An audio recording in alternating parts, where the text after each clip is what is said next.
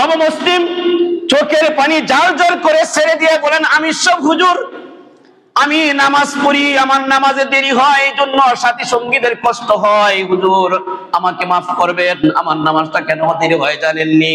আমি শুনেছি আপনাদের কাছ থেকে, আলেম ওলামাদের মুখ থেকে শুনেছি, বান্দা জগত জুমা শুনে আলোচনা করে আসতেছিলাম, আমার আপনার নবী জনাবে মুহাম্মদুর রাসূলুল্লাহ সাল্লাল্লাহু আলাইহি ওয়াসাল্লামকে আমি তারা যে মেরাজ করালেন, মেরাজের আলোচনা করতেছিলাম। গত জুমায় আলোচনাটা দেখিয়েছিলাম ওই জায়গায় আমাদের নবী মুহাম্মদ সাল্লাল্লাহু আলাইহি ওয়াসাল্লাম দুনিয়াতে উম্মতের কথা বলে বলে কাছে। নবীজি জমিন থেকে যখন আসমানের থেকে আল্লাহ তাআলার মেহমান সাথে, অর্থাৎ আল্লাহর আরশে আজিমে গেলে আল্লাহর সাথে কথাবার্তা শুরু করলেন, সেখানে গিয়েও নবী আলাইহিস সালাতু ওয়াস সালাম উম্মতের কথা বলেন নাই। নবীজিকে যখন কবরে রাখা হয়, রওজায়ে আতহারে রাখা হয়, তখনও নবীজি উম্মতের কথা বলেন নাই। হাসরেও নবী আপনার আমার কথা বলবেন না, হাসরেও যেন আমার আপনার নবী আপনার কথা বলবেন না, এখান থেকে আজকে আলোচনা হবে। নবী আলাইহিস সালাতু ওয়াস সালাম সহ সমস্ত নবী রাসূল আল্লাহ তাআলা স্পেশালি একটা দোয়ার অনুমতি দিয়েছিলেন, পাওয়ার দিয়েছিলেন, যেই দোয়াটা যখন যেভাবে চাইছে সেভাবে করেছে। সুবহানাল্লাহ। যেই নবী যখন যেভাবে চাইছে তখন সেভাবে কি কবুল হয়েছে। আমাদের নবী বলেন, লিকুল্লি নাবিয়্যিন দাওয়াতুন মুস্তাজাবাতুন দাআ বিহা ফি উম্মতিহি ওয়া ইখতিবাতু দাওয়াতি শাফাআতান লি উম্মতি ইয়াউমাল কিয়ামah। নবীজি বলেন, সকল নবীরা তাদের দোয়া দুনিয়াতেই কাজে লাগায় চলে গেছে। মুসা আলাইহিস সালাতু ওয়াস সালাম তার উম্মতের ব্যাপারে দোয়া করছে, কাজে লাগে গেছে। আদম নবী, নূহ নবী, ইব্রাহিম পয়গম্বর, মুসা, ঈসা, সকল পয়গম্বররা যার যার দোয়াকে যার যার উম্মতের জন্য দুনিয়াতেই কাজে লাগায় চলে গেছে। আমাদের নবী বলেন, আমার এই দোয়াটা আমি কাজে লাগাই নাই দুনিয়াতে।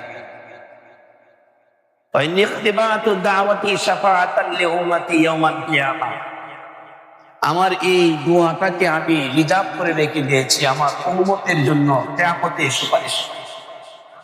সুবহানাল্লাহ। আমার উম্মতের জন্য কি করব? কিয়ামতে সুপারিশ। তাহলে বোঝা যায় নবী আলাইহিস সালাম কিয়ামতে আপনার কথা বলবেন না। হযরত আনাস রাদিয়াল্লাহু তাআলা আনহু একদিন বলেন, নবীজি আমার জন্য একটু সুপারিশ করিয়া কিয়ামত। নবী বলেন, আনাস আমি তোমার জন্য সুপারিশ করব। আনাস বললেন, নবীজি আমি আপনাকে পাবো কোথায় হাসরে? আসলে মাঠে আপনাকে আমি পাবো কোথায়? মানুষের তো অনেক ভিড় থাকবে, প্রত্যেকের নিজেকে নিয়ে চিন্তায় থাকবে। এত ভিড়ের ভিতরে, এত কঠিন মুহূর্তে আমি আনাস আপনাকে পাবো কোথায়? নবীজি বলেন, আনাস তিন জায়গায় আমাকে পাইবে। সুবহানাল্লাহ। কয় জায়গায়? তিন জায়গা আমাকে পাইবে। আনাস তিনটা জায়গায় আমাকে খুঁজবা, এই তিন জায়গা আমাকে পাইবে। প্লাস তুমি আমাকে পাইবা মিজানের পাল্লায়, মিজানের পাল্লার কাছে আমাকে পাইবা। সেখানে যদি না পাও, আনাস তুমি আমাকে ফুলসিরাতে পাইবা। আনাস তুমি আমাকে হাউজে কাউসারে পাইবা। সুবহানাল্লাহ। তিন জায়গা আমাকে খুঁজতে পাইবে। وإن اختبأت دعوتي شفاعة لأمتي لكل نبي دعوة مستجابة دعا بها في أمته وإن اختبأت دعوتي شفاعة لأمتي يوم القيامة নবীজি বলেন আল্লাহ তাআলা প্রত্যেক নবীকে একটা স্পেশালি দোয়ার অনুমতি দিয়েছিলেন। প্রত্যেক নবীরা তাদের দোয়াটাকে দুনিয়াতে কাজে লাগাইছে, যে যেভাবে দোয়া করছে সেই দোয়াটা সেভাবে কবুল করা হয়ে গেছে। নবী আলাইহিস সালাতু ওয়াসসালাম বলেন আমি আমার এই দোয়াটাকে দুনিয়াতে কাজে লাগাই নাই, আমার দোয়াটাকে আমি আল্লাহর কাছে হাসরের মাঠের জন্য রিজার্ভ করে রেখে দিয়েছি। ওয়া ইন্নিখতিবাতু দাওয়াতান লিশাফাআতি ইয়াউমাল কিয়ামা, আমি হাসরে আমার উম্মতের জন্য এটা রিজার্ভ রাখলাম। আমার উম্মত যদি আটকা পড়ে যায়, গুনাহগার উম্মতের জন্য কিয়ামতের কঠিন ময়দানে আমি আল্লাহর কাছে সুপারিশ করব, আর সুপারিশ করে আমি আল্লাহর কাছে সুপারিশ মঞ্জুর করে আমার গুনাহগার উম্মতকে জান্নাতে নিয়ে যাব। হযরত আনাস বলে ইয়া রাসূলুল্লাহ ইয়া হাবিবাল্লাহ, আমার জন্য হাসরে একটু দোয়া করেন, হাসরে একটু সুপারিশ করেন। নবী বলেন আনাস আমি তোমার সাথে কথা দিলাম তোমার জন্য আল্লাহর কাছে সুপারিশ করব। সুবহানাল্লাহ, ডাইরেক্ট কথা, নবী যে আমার জন্য সুপারিশ করবেন। নবী ডাইরেক্ট জবাব দিলেন আনাস কথা দিলাম তোমার জন্য সুপারিশ করব। সুবহানাল্লাহ, একটা তো ইনডাইরেক্ট কথা সবার জন্য সুপারিশ হবে, কিন্তু সরাসরি কথা হয় না, যাও তোমাকে কথা দিলাম। কি অবস্থা? কোন আনাস? ইনি তো সে আনাস যে আনাস বলেন খাদামতুন নবী সাল্লাল্লাহু আলাইহি ওয়াসাল্লাম 10 সিনিন। ইনি সেই আনাস যে আনাস বলেন আমি নবীজির খেদমত করেছি 10 বছর। সুবহানাল্লাহ। কি আনাস বলেন ইয়া রাসূলুল্লাহ ইয়া হাবিবাল্লাহ, আমার জন্য একটু আপনি সুপারিশ করবেন। নবী বলেন আনাস কথা দিলাম তোমার জন্য সুপারিশ করব। আনাস বলেন ইয়া রাসূলুল্লাহ ইয়া হাবিবাল্লাহ, আমি হাসরের মাঠে আপনাকে পাবো কোথায়? এত মানুষের ভিড়ের ভিতরে আপনাকে পাবো কেমনে?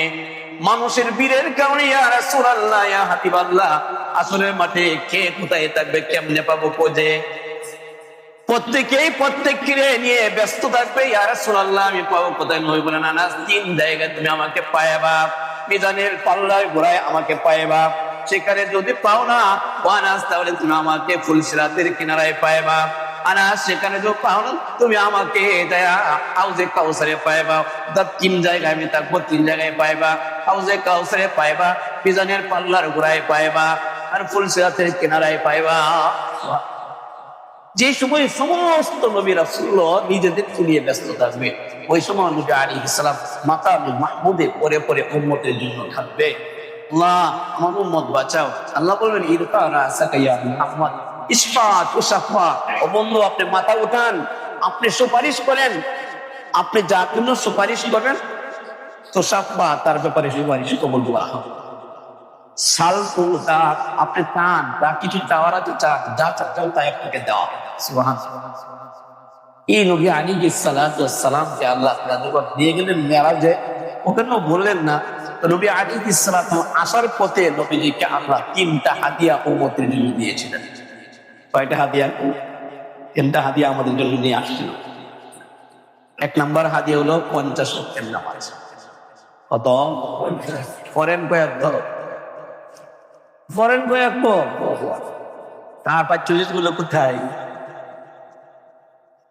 আল্লাহ নবী আলাইহিস সালাতু ওয়াস সালাম যখন মেরাজ থেকে আবার জমিনের দিকে ফিরতেছিলেন, প্রত্যাবর্তন করতেছিলেন, 7 নম্বর আসমানে হযরত ইব্রাহিম পয়গম্বরের সাথে আসার সময় দেখা, কিন্তু ইব্রাহিম পয়গম্বর কোনো কিছু বললেন না, কোনো কিছু জিজ্ঞেস করলেন না। যাওয়ার সময় থেকে জিজ্ঞেস করে সালাম দিয়েছে, মত বিনিময় শেষ।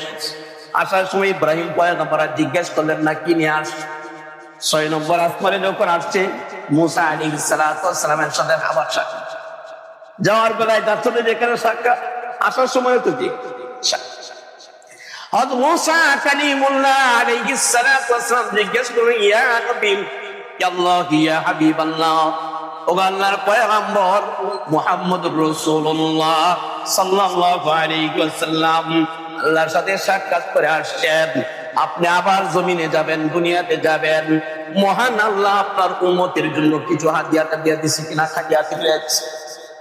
আল্লাহর পয়গম্বর কয় আমার আল্লাহ আমারে 3টা হাদিয়া দিয়েছে উম্মতের জন্য। সুবহানাল্লাহ। এক নম্বরের হাদিয়াটা কি বলেন? নবী আলাইহিস সালাতু ওয়াস সালাম বলেন, এক নম্বরের হাদিয়া হলো আমার আল্লাহ আমার উম্মতের জন্য দৈনিক 50 ওয়াক্তের নামাজ দিছে। কত? 50 ওয়াক্তের নামাজ দিছে। আল্লাহ, যে 50 ওয়াক্তের নামাজের কথা কইছে, মুসা আলাইহিস সালাম কয় ফাসআলহু তাখফীফ, ফাসআলহু তাখফীফ। হে নবী মুহাম্মদ সাল্লাল্লাহু আলাইহি ওয়াসাল্লাম, 50 ওয়াক্তের নামাজ আপনার উম্মত আদায় করতে পারবে না, একটু সহজ করার জন্য আল্লাহর কাছে কি করেন? আবেদন করেন, নিবেদন করেন। সুবহানাল্লাহ বলেন। ফাসআলহু তাখফীফা ফাইন্না উম্মাতাকা লা তুতিকু যালিকা, ফাইন্না উম্মাতাকা লা তুতিকু যালিকা। হে মুহাম্মদ সাল্লাল্লাহু আলাইহি ওয়াসাল্লাম, আপনার আল্লাহর কাছে বলেন কিছু ক্ষমা দিতে, সহজ করতে, আসান করতে, কারণ আপনার উম্মত পারবে না দৈনিক 50 ওয়াক্তের নামাজ আদায় করতে। পারবে না, 50 ওয়াক্তের নামাজ আদায় করতে পারবে না। লা তুতিকু যালিক, ফাইন্না উম্মাতাকা লা তুতিকু যালিক, আপনার উম্মত পারবে না 50 ওয়াক্তের নামাজ দৈনিক আদায় করতে। পাঁচ ডলারই বাদ, পাঁচ লরি কি, পাঁচ লরি যাইতারি মা। এদিক দিয়ে আপনার ইন্ডাস্ট্রির ব্যস্ততা, ওই দিক দিয়ে আপনার দোকানের মধ্যে কাস্টমার, ওই দিক দিয়ে আপনার ব্যবসার প্রতিষ্ঠানের কাস্টমার, ওই দিক দিয়ে আমার ক্ষেতের মধ্যে আপনার খামলা, ওই দিক দিয়ে আমার গাভীরা দেখতে হয়, ওই দিক দিয়ে আমার ছেলে মেয়ে দেখতে হয়। কি 5 ওয়াক্তের নামাজে যাও পড়ি, এরপরও মাঝে মাঝে জামাত চলে, চলে কি চলে না, ছুটেও যায়। মোহাম্মদ ইয়াকুব আলাইহিস সালামের কথাটা মনে আসেনি? ইউসুফ আলাইহিস সালামকে আল্লাহ এই লম্বা সময় কেন বাবার চোখের আড়াল রাখছিলেন বলছিলেন, ওদের মনে আসেনি? ইয়াকুব আলাইহিস সালাম নামাজ পড়তেছিলেন, সুন্দর বাচ্চা ইউসুফ আলাইহিস সালাম কাছে ছিল, একটু নজর তাকালে তার দিকে গেছে। আল্লাহ কয়, আমার নামাজ পড়ো, আমার ইবাদত করো, আর এই সময় ছেলের দিকে তোমার মহব্বত ঢুকছে, ছেলের দিকে তাকাই, এই সময় তুমি কি করলা? রাখো তোমার এই আদরের সন্তানকে তোমার চোখের আড়াল করলাম দীর্ঘ সময়। কত দীর্ঘ সময়? 7 বছর বয়সে কূপে পাইছে, হিসাব করেন, 7 বছরে কূপে পাইছে, 40 বছরে নবুয়ত পাইছে। কত বছরে?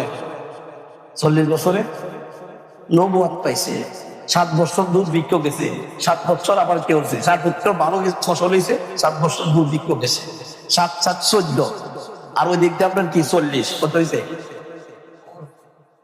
54 বা 54 নাকি? এই দুর্ভিক্ষের সময়ে আপনার কি ভাইটার সাথে আপনি দেখা, ভাইয়ারা আল্লাহ তো পাঠাইছে এলাকা, ও যাও, যারে দিন ছিল তারে ফিলবাম লাগলো। একটা কথা কয় না, যারে নিন্দে তারে নিন্দে, যারে নিন্দে তারে কে পাঠাইছে। এরপরে সংক্ষেপ করতেছে, জামার দিছিল যে যাওলে আমার তোমার পাওয়ার চোখে লাগাই দিবা, দৃষ্টিতে ফিরা। তাহলে ধরেন 54 বছর থেকে আপনার 7 বছর কি মাইনাস, তাহলে কত থাকে? 47 হয় মনে হয়। এই 47 বছর পরে আল্লাহ আবার বাবা ছিলেন। কেন? একটুখানি কি করছে, আমাদের দাঁড়াইছে সন্তানের দিকে কি নজর, আর আমরা তো আমাদের দাঁড়াইলে দুনিয়া সব কিছু বলে। আমাদের নামাজ আর কয়েক বছরের নামাজ বেশ আছে, 50 ওয়াক্তের মধ্যে 5 ওয়াক্ত পড়তে পারে, যাওয়া পরে আপনার মনোযোগ নাই। কি অবস্থা আমাদের নামাজে? পয়গম্বরকে হযরত ঈসা মুসা আলাইহিস সালাম বলেন, ফাসআলহু তাখফীফ, সহজ করার জন্য আল্লাহর কাছে বলেন আপনার উম্মত, ফাইন্না উম্মাতাকা লা তুতিকু যালিকা, এরা পারবে না আপনার কি করতে 50 ওয়াক্তের নামাজ আদায় করতে। কারণ ওয়া ইন্নী কাদ বালাউতু বানি ইসরাঈল ওয়া খাবারতুহুম, মুসা আলাইহিস সালাম বলেন আমি বনি ইসরাঈলকে পরীক্ষা করে দেখেছি। সুবহানাল্লাহ বলেন, বনি ইসরাঈলকে পরীক্ষা করে দেখছি। ইন্নী কাদ বালাউতু বানি ইসরাঈল ওয়া খাবারতুহুম, বনি ইসরাঈলকে আমি পরীক্ষা করে দেখছি, এরা আপনাকে আপনার উম্মতের চাইতে শক্তিশালী, এরপরে ওরা কি? সুবহানাল্লাহ। মুসা আলাইহিস সালামের কথায় আল্লাহর পয়গম্বর মুহাম্মদ সাল্লাল্লাহু আলাইহি ওয়াসাল্লাম আমার গেলেন আল্লাহর কাছে। কয় নম্বর আসমান থেকে গেছে? 6 নম্বর থেকে আবার 7 নম্বরে গেছে। যাওয়ার পরে গেল, আল্লাহ আমার উম্মত দুর্বল, পারবে না 50 ওয়াক্ত আদায় করতে, তো ক্ষমায় দেন। আল্লাহ 5 কমাই দেন। সুবহানাল্লাহ। কত রয়েছে?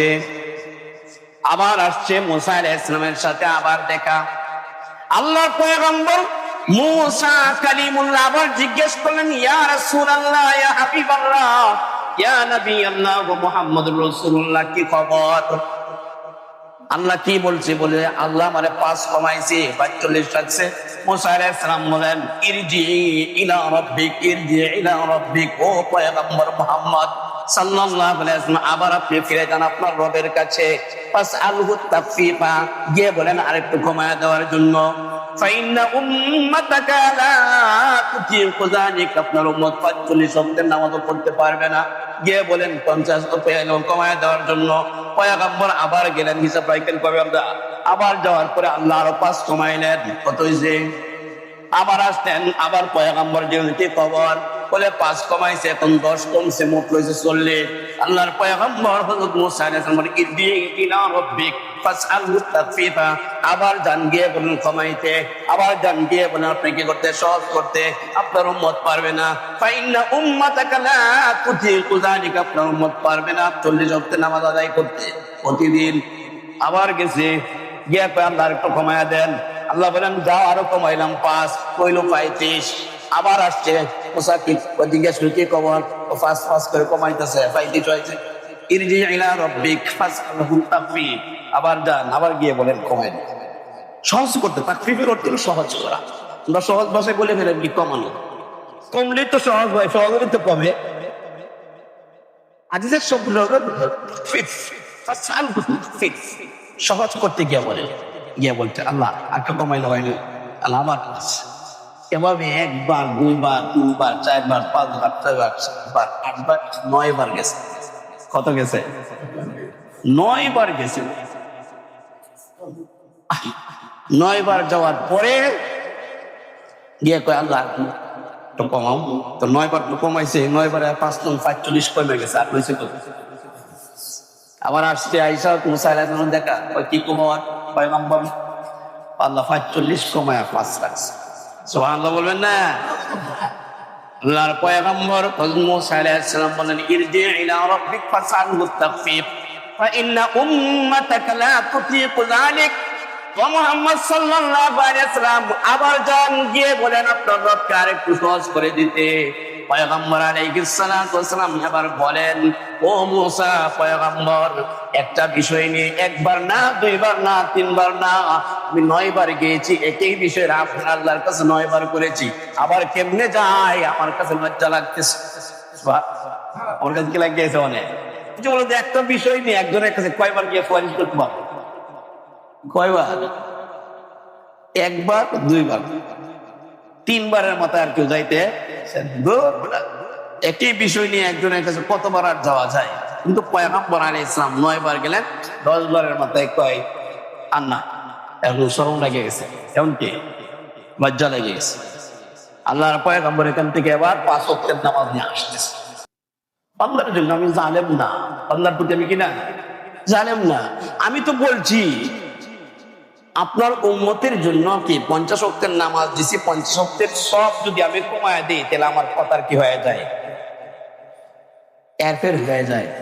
আপনার কন্ডিশনে, আপনার সুপারিশে হয়তো আমি হালকা করেছি, কিন্তু আপনার উম্মতের জন্য সবের দিক হালকা করলে হয় না। এই জন্য সবের দিক ঠিক রাখছি আপনার উম্মতের জন্য। বলেন যে আপনার উম্মত 5 ওয়াক্তের পড়বে, আমি আল্লাহ 50 ওয়াক্তের সব দিয়ে আত দেব। 50 আর কত দয়া থাকতে পারে? রব তো ইচ্ছা করলে বলতো যে 50 দর থেকে যখন কমাইছি তাহলে 5 করে আবার সব কি করবে? কমবে।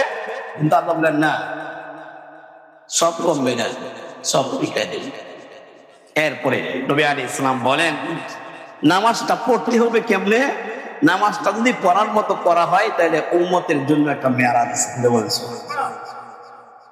as-salatu mi'rajul mu'minin, নামাজ হলো মুমিনের মেরাজ। মুমিনের কি মেরাজ? বুজুর্গানি দিন বলেন as-salatu mi'rajul mu'minin, নামাজ কি মেরাজ। কেউ আবার এটাকে হাদিস বলে কি করে দেয়, চালায় দেয়। এটা বুজুর্গানি দিনের বুজুর্গানি দিনের কি আসসালাতু মিরাজুল মুমিনিন, নামাজ হলো মুমিনের মেরাজ। আল্লাহ নবী কয় আমারে আল্লাহ মেরাজ করাইছে জীবনে সশরীরে জাগ্রত অবস্থায় একবার, স্বপ্ন যুগে একাধিকবার। উম্মত তোমাদের জন্য আল্লাহ মেরাজ দিছে দৈনিক কতবার? যে বান্দা নামাজ পড়ে 5 বার আর মেরাজ হয় দৈনিক 5 বার। জোরে বলেন সুবহানাল্লাহ। আল্লাহর সাথে নবীর সাথে হয়েছে আপনার কি আরশে আজিমে সশরীরে কি একবার। আল্লাহর নবী বলেন নামাজে দাঁড়াইবা তো আল্লাহর সাথে তোমার ডাইরেক্ট সাক্ষাৎ হবে 5 বার। বান্দা তোমার আল্লাহর সাথে কথা হবে। কেমনে কথা? আল্লাহ নবী আলাইহিস সালাতু ওয়াস সালাম বলেন কথাটা কেমনে হবে জানো? বান্দা যখন সূরা ফাতিহা পড়ে তখন বান্দা যখন বলে আলহামদু, আল্লাহর পক্ষ থেকে একটা আপনার প্রশ্ন করা লিমানিল, এরে বান্দা কার প্রশংসা করস? আসেনি? আলহামদু সমস্ত প্রশংসা। বান্দা যেই মাত্র বলে আলহামদু সমস্ত প্রশংসা, তখন আল্লাহর পক্ষ থেকে আওয়াজ আসে বান্দা লিমানিল হামদু, কার প্রশংসা করস? বান্দা এবার বলে লিল্লাহ, আল্লাহর প্রশংসা করছি। আল্লাহ জিজ্ঞেস করেন লিমান, মানিল্লাহ তোর আল্লাহকে। বান্দা এবার বলে রব্বিল আলামিন, যিনি হয়েছেন সারা জগতের পালনকর্তা। সুবহানাল্লাহ, তিনি সারা জগতের পালনকর্তা, তিনি আমার আল্লাহ।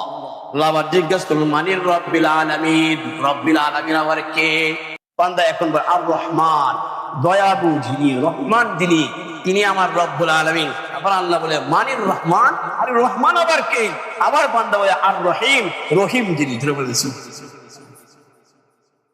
এখন আল্লাহ জিজ্ঞেস করে মানির রহিম, মানির রহমান আর রহিম, রহমান আর রহিমকে বান্দা এখন কয় মালিক ইয়াউমিদ্দিন, বিচার দিবসের মালিক। কথা হইতেছে কার সাথে ভাই? কথা আল্লাহর সাথে। কিন্তু আমরা জব পাই না আর কি, আমাদের এইভাবে নামাজ হইতে পারছে। একজন নব মুসলিম খ্রিস্টান ধর্ম ত্যাগ করার পরে সে কি করলো? কালিমা পড়ে মুসলমান। এভাবে তাবলিগ জামাতে যাওয়ার পরে তাবলিগ জামাতের একটা নিয়ম আছে, সমস্ত সাথীরা একসাথে বসে আপনার খানা খায়। এক প্লেটে 4 জন 5 জন বলে বসে কি করে খানা খায়, এক দস্তরখান। আর 2-4 জন আপনার কি খাদেম থাকে, খেদমতের সাথী থাকে। এটাই আপনার তাবলিগ জামাতের একটা সিস্টেম।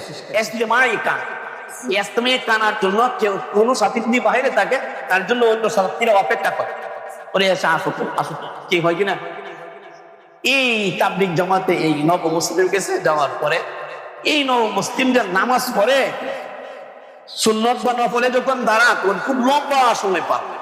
সাথীরা খাবারের জন্য আপনার বসে বসে অপেক্ষা করে, অনেক দেরি হয়ে যায়। তো জিজ্ঞেস করে আরেকদিন, তোমার নামাজে তো দেরি হয় কেন? সব সাথীরা আমির সাহেবের কাছে বললো যে তারা বলেন না একটু তারা করতে, তাড়াতাড়ি করতে, তার জন্য সবাই অপেক্ষা করতে হয়। আমির সাহেব বললেন তোমার নামাজে তো দেরি হয় কেন? বলার সাথে সাথে চোখের পানি ঝাড়ঝাড় করে ছেড়েছে। নব মুসলিম চোখের পানি ঝাড়ঝাড় করে ছেড়ে দিয়ে বলেন আমির সাহেব হুজুর, আমি নামাজ পড়ি, আমার নামাজে দেরি হয়, এই জন্য সাথী সঙ্গীদের কষ্ট হয়। হুজুর আমাকে মাফ করবেন, আমার নামাজটা কেন দেরি হয় জানেননি? আমি শুনেছি আপনাদের কাছ থেকে, আলেম ওলামাদের মুখ থেকে শুনেছি, বান্দা যখন আলহামদু করে তখন আল্লাহ বান্দার সাথে কথা বলে। আল্লাহ তখন বলে মানিল হামদু, কার প্রশংসা করছ? তখন বান্দা বলে লিল্লাহি, আল্লাহর প্রশংসা করছি। আবার আল্লাহ বান্দাকে জিজ্ঞেস করে মানিল্লাহ, আল্লাহকে। বান্দা এবার বলে আর বান্দা এবার বলে রব্বিল আলামিন, রব্বিল আলামিন যিনি। এবার আল্লাহ আবার বান্দাকে জিজ্ঞেস করে মানিল রব্বিল আলামিন, রব্বুল আলামিন আবার কে? বান্দা তখন বলে আর রহমান, রহমান যিনি। তখন আল্লাহ আবার জিজ্ঞেস করে মানির রহমান, রহমান আবার কে? তখন বান্দা আবার বলে আর রহিম, রহিম যিনি। তখন বান্দা আবার জিজ্ঞেস মানির রহিম, রহিম আবার কে? তখন বান্দা আবার জবাব দেয় মালিক ইয়াউমিদ্দিন, বিচার দিনের মালিক যিনি, তিনি হয়েছেন আমার রহমান আর রহিম। বিচার দিবসের মালিক যিনি, তিনি রহমান, তিনি রহিম, রহিম যিনি, তিনি রহমান, রহমান যিনি, তিনি রব্বুল আলামিন, রব্বুল আলামিন যিনি, তিনি আমার আল্লাহ। সেই আল্লাহর সমস্ত প্রশংসা করছে। বামের সাহেব হুজুর এরপরে যখন বান্দা সামনের দিকে বাড়ায় তখন বান্দা বলে ইয়াকা না'বুদু ওয়া ইয়াকা নাস্তাঈন, ইয়াকা না'বুদু, এরপরে বলে ইয়াকা না'বুদু, তোমারই ইবাদত করি, তোমারই কাছে চাই। সুবহানাল্লাহ বলেন, তোমারই ইবাদত করি, তোমারই কাছে কি চাই? সাহায্য। এতক্ষণ পর্যন্ত আপনার আল্লাহকে 100% মাইনা, অনুপস্থিত মাইনা বান্দা কথা বলতেছিল, প্রশংসা তার যিনি আল্লাহ, আল্লাহকে যিনি রব্বুল আলামিন, রব্বুল আলামিনকে যিনি রহমান, রহমানকে যিনি রহিম, রহিমকে যিনি মালিক ইয়াউমিদ্দিন, অর্থাৎ যিনি আর তিনির কথাও চলতেছিল। যিনি এবং তিনি, শিক্ষিত সমাজ অবশ্যই বুঝবেন যিনি তিনি কখন শব্দ ব্যবহার করা হয়, যার সাথে কথা বলা হয় বা যার ব্যাপারে কথা বলা হয়, তিনি যখন অনুপস্থিত থাকে তখন শব্দ ব্যবহার করে যিনি এবং তিনি। আর যদি আপনার কি সামনাসামনি থাকে, উপস্থিত থাকে, তখন শব্দ ব্যবহার হয় তুমি বা আপনি। বেশি কাছের হলে তুই, কথা ঠিক না? অনুপস্থিত থাকলে যিনি তিনি, সামনে থাকলে তুমি, আমি, আপনি, তুই ইত্যাদি। আল্লাহ এবার বলেন বান্দা এতক্ষণ পর্যন্ত আমার অনুপস্থিতিতে তুমি কথা বলতেছিলে, যিনি আর তিনি বলতেছিলে মালিক ইয়াউমিদ্দিন, মালিক ইয়াউমিদ্দিন তিনি, যিনি হয়েছেন কি রহিম, রহিম তিনি, যিনি রহমান, রহমান তিনি, যিনি রব্বুল আলামিন, রহমান তিনি, যিনি হয়েছেন আল্লাহ। সেই আল্লাহর প্রশংসা করছেন, যিনি আর তিনি বইলা বান্দা এখন আর তোর সাথে আমার গোপনীয়তা রাখতে হয় না, আমার পরিচয়টা আর গোপন রাখলেও না। এতক্ষণ পর্যন্ত তুই আমার সাথেই কথা বলছিস, ডাইরেক্ট এখন আমার সাথে তুই কথা বল, তুই চাস কি? তুই চাস কি? বান্দা এখন বলে ইয়াকা না'বুদু ওয়া ইয়াকা নাস্তাঈন। এখন এবার বান্দা বলে ইয়াকা না'বুদু ওয়া ইয়াকা নাস্তাঈন, তোমারই ইবাদত করি, তোমারই সাহায্য চাই। আল্লাহ জিজ্ঞেস করে কি সাহায্য চাচ্ছি বল। এখন বান্দা খুব সুন্দর করে কয় ইহদিনাস সিরাতাল মুস্তাকিম, আল্লাহ আমাকে সরল সহজ পথটা দেখায় দেন, জান্নাতের সোজা পথটা আমাকে দেখায় দেন, আঁকাবাঁকা পথ নয়, সহজ পথ, সরল পথ দেখায় দেন, যেই পথে চললে আগাইলে আমি জান্নাতে ডাইরেক্ট যাইতে পারবো। তখন আল্লাহ বলে আমার এই বান্দা যা বলছে এটা আমার মাঝে আর বান্দার মধ্যে 50-50 করলাম, ভাগ করলাম, অর্থাৎ বান্দা যা চাইছে তা দিয়ে সুবহানাল্লাহ। যা তোকে আমি সিরাতে মুস্তাকিম দিয়ে, সিরাতে মুস্তাকিমটা কি? সিরাতাল লাযীনা আনআমতা আলাইহিম, ওই সমস্ত লোকদের পথ দেখাও যে সমস্ত লোকদের প্রতি আপনি কি করেছেন? পুরস্কার দিয়েছেন, যাদেরকে পুরস্কৃত করেছেন। আপনার পুরস্কার প্রাপ্ত বান্দাদের পথ দেখান। গায়রিল মাগদুবি আলাইহিম ওয়ালাদ দাল্লিন, তাদের পথ না, যাদের উপরে আপনি অভিশাপ করেছেন তার অভিশপ্ত বান্দাদের পথ দেখায়। বলেন সুবহানাল্লাহ। এই জন্য একটা তাফসীর সূরা ফাতিহা, আর একটা সংক্ষিপ্ত তাফসীর এরকম, বান্দা যখন বলে আলহামদুলিল্লাহি রাব্বিল আলামিন, তখন আল্লাহ তাআলা বলে হামিদানি আব্দি, আমার বান্দা আমার প্রশংসা করছে। বলেন সুবহানাল্লাহ। বান্দা যখন সামনের দিকে আগায় আর রহমানির রহিম, তখন আল্লাহ তাআলা বলেন আমার বান্দা আমার বড়ত্ব প্রকাশ করছে। বলেন সুবহানাল্লাহ। বান্দা যখন আবার সামনের দিকে আগায় মালিক ইয়াউমিদ্দিন, আল্লাহ তখন বলে সুবহানাল্লাহ, বলেন হামিদানি আব্দি, আসনা আলাইয়া আব্দি, মাজ্জাদানি আব্দি। এভাবে আল্লাহ কি করে বান্দার সাথে কথা বলে। জোরে বলেন না সুবহানাল্লাহ। বান্দার সাথে এই জন্য বলা হয়েছে যে বান্দার উম্মতের মেরাজ গুলো দৈনিক কি নামাজে দাঁড়াবেন তো কি হবে? মেরাজ হবে। জোরে বলেন সুবহানাল্লাহ।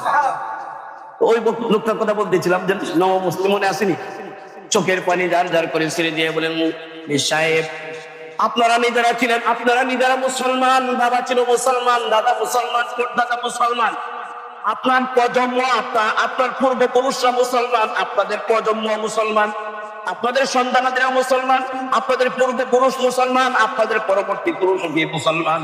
ও আল্লাহর বান্দা আমি সাহেব হুজুর, আমি ছিলাম একজন খ্রিস্টান, আমার বাবা ছিল খ্রিস্টান, আমার দাদাও ছিল খ্রিস্টান, আমার পূর্বপুরুষ সব ছিল আপনার কি খ্রিস্টান, আমার পূর্বপুরুষরা ছিল আপনার অমুসলিম। ও আল্লাহর বান্দা আমি সাহেব হুজুর, আপনাদের সাথে আল্লাহর একটা গভীর সম্পর্ক আছে। আপনারা নামাজ দাঁড়ায় যখনই বলেন আলহামদুলিল্লাহি রাব্বিল আলামিন, মনে হয় আল্লাহর পক্ষ থেকে জবাবটা আসতে দেরি হয় না, তাড়াতাড়ি করে আপনাদের জবাব আল্লাহ দিয়ে দেয়, এই জন্য আপনাদের নামাজ তাড়াতাড়ি শেষ হয়ে যায়। কিন্তু আল্লাহর বলি আমি হুজুর, আমি যখন নামাজের মধ্যে দাঁড়াই আর তখন বলি আলহামদুলিল্লাহ আলহামদু, তখন আল্লাহর পক্ষ থেকে জবাবটা আসতে দেরি হয়। জবটা আসতে দেরি হয়, যতক্ষণ পর্যন্ত জব না আসে ততক্ষণ পর্যন্ত আমি সামনের শব্দে অগ্রসর হই না, শুধু এই শব্দই পড়তে থাকে, এই শব্দই পড়তে থাকে। যেই মাত্র এই শব্দের উত্তর পাই, উত্তর পাওয়ার পরে সামনের আয়াতের দিকে আমি আগাই, আবার সামনের আয়াতের উত্তর না পাওয়া পর্যন্ত তেলাওয়াত করতে থাকি, তেলাওয়াত করতে থাকি। আবার যখন উত্তর পাই এরপরে সামনের আয়াতের দিকে বাড়াই। ইয়া আল্লাহর ওলি, ও আমি সাহেব হুজুর, আমার কাছে আল্লাহর পক্ষ থেকে জবটা আসতে দেরি হয় বিদায় আমার নামাজটাও দেরি হয়ে যায়, মাফ করবেন, ক্ষমা করবেন। চোখের পানি ছেড়ে দিয়ে যখন এই কথাগুলি বললেন তখন বলে, দেখো দেখো দেখো, এই দিনের জন্য মুসলিম তার নামাজের কি অবস্থা, আমাদের নামাজের কি অবস্থা দেখছে। সে কি ইয়াকিন করছে যেন আল্লাহর পক্ষ থেকে জবাব আসে, এটা নবী বলছেন, আমাকে জবাব দিবেন না কেন, জবাব না পায় সামনে পাবো না, বলে বলেন। এই জন্য হাদিস শরীফে আসছে, নবী আলাইহিস সালাতু ওয়াস সালাম বলেন, মা মিন মুসাল্লিন, প্রত্যেকটা মুসল্লি যখন নামাজের মধ্যে দাঁড়ায়, মালাকুন আন ইয়ামিনিহি ওয়া আন ইয়াসারিহি, তার ডান দিকে একজন ফেরেশতা দাঁড়িয়ে থাকে, বাম দিকে একজন ফেরেশতা দাঁড়িয়ে থাকে।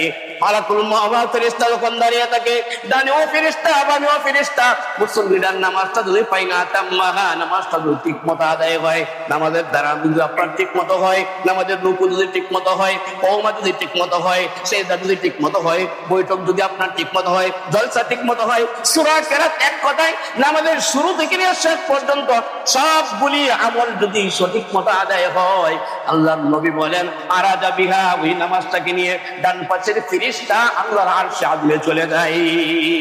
ওয়াইল্লাম ইতিম্মাহা, নামাজ যদি পরিপূর্ণভাবে আদায় না হয়, রব্বুল আলামিনের কাছে ফেরেশতারা এই আমল নিয়ে যায় না, বরং দরাবা বিহা আলা ওয়াজহিহি, বাম পাশের ফেরেশতা তার এই নামাজটাকে পুরাতন কাপড়ের মতো গাঁটটি বুস্তা বানাইয়া নামাজি ব্যক্তি মুসল্লির চেহারার মধ্যে নিক্ষেপ করে চলে যায়। এখন আমাদের চিন্তা করতে হবে, আমাদের নামাজ উপরে উঠে না আমাদের মুখে আছে, উপরে উঠে না মুখে আছে। এই জন্য নবী আলাইহিস সালাতু ওয়াস সালাম বলেন, তোমরা কি, তোমাদের জন্য আল্লাহ তাআলা মেরাজের ব্যবস্থা করে দিয়েছে। আমাকে আল্লাহ উদ্যোগমনে নিয়ে কে বলেন মেরাজ করেন, আল্লাহর সাথে সাক্ষাৎ করেন, তোমরা জমিনে থেকে আল্লাহর সাথে কথা বলতে পারবে। জোরে বলবে সুবহানাল্লাহ। কেমনে মানে আপনার আমার নামাজটা মেরাজের নামাজ হইল কিনা এটা জানবো কেমনে,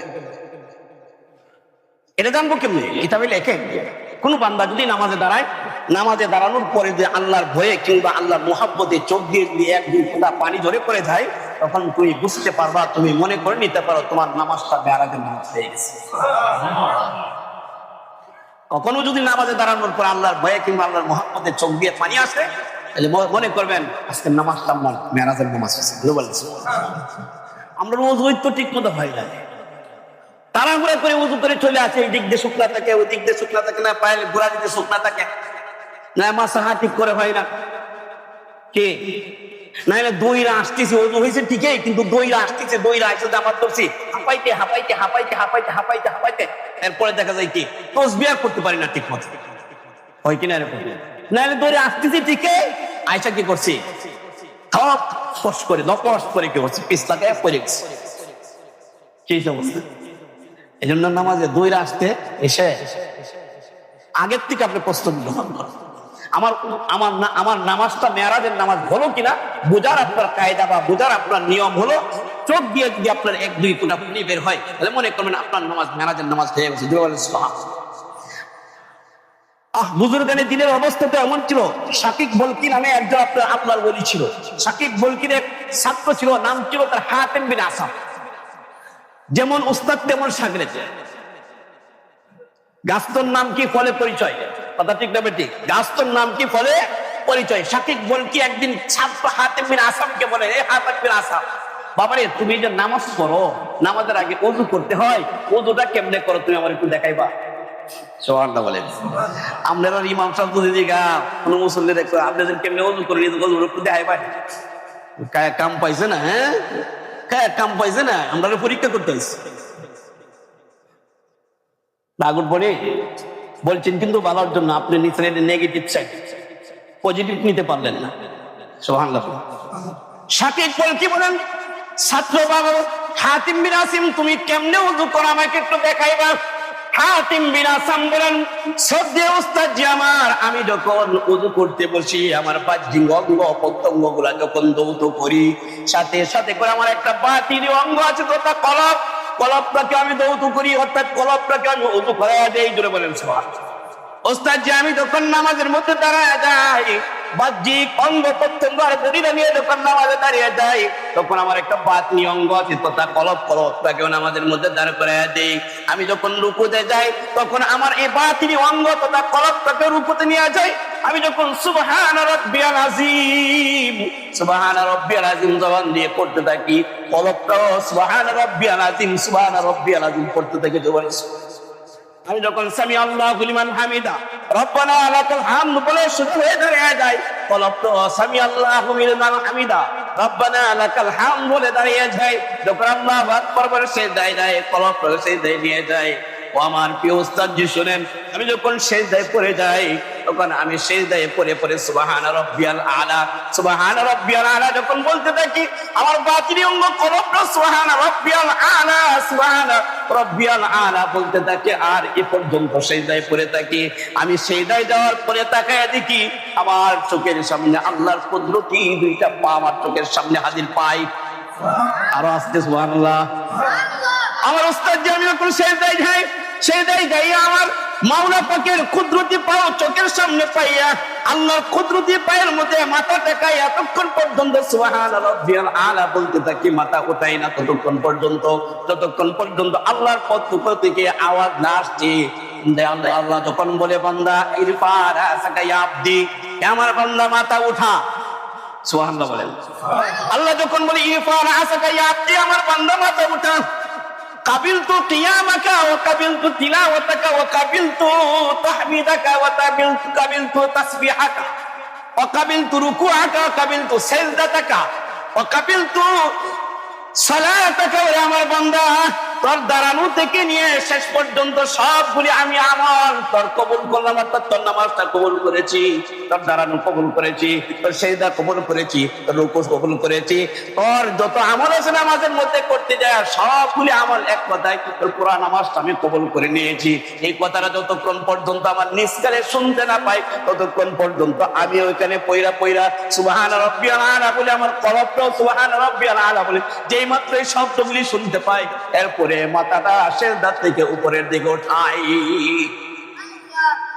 এগুলো আপনার কি তাদের নামাজের অবস্থা, আর আমাদের নামাজের অবস্থা হলে দেন আসবো কখন যাবো কখন, আসবো সবার পরে যাবো সবার কে, মসজিদে ঢুকবো সবার পরে, বের হবো সবার আগে।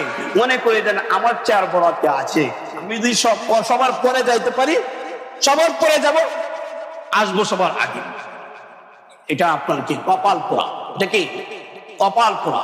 মনে রাখবেন, মসজিদে যখন ইমাম সাহেব মেম্বারে দাঁড়ায়, ইমাম সাহেবের উপর সরাসরি আল্লাহর পক্ষ থেকে প্রথম রহমত নাযিল। ইমাম সাহেবের বরাবর পিছনের কাতারে যিনি থাকেন, এরপরে রহমত তার উপরে নাযিল হয়। এরপরে প্রথম কাতারে ইমাম সাহেবের ডান দিকে যিনি থাকেন তার উপর, এরপরে বাম দিকে, আবার ডান দিকে, আবার বাম দিকে, এভাবে প্রথম কাতার পড়া হয়। এরপরে আবার আপনার দ্বিতীয় কাতার আপনার ইমাম সাহেব বরাবর আপনার কি পিছনে দ্বিতীয় কাতারে যিনি থাকেন, এভাবে তৃতীয় চতুর্থ যত কাতার থাকবে সব আপনার ডানে বামে পড়া হবে। রহমত যে আগে পেতে চায় তার জন্য তো আগে মসজিদে আসতে কি আসা দরকার, আর সবার পরে যাইবে আপনার কি সবচেয়ে পরে যাওয়া দরকার। কিন্তু আমাদের অবস্থা আসি সবার পরে, যাই সবার কি আগে।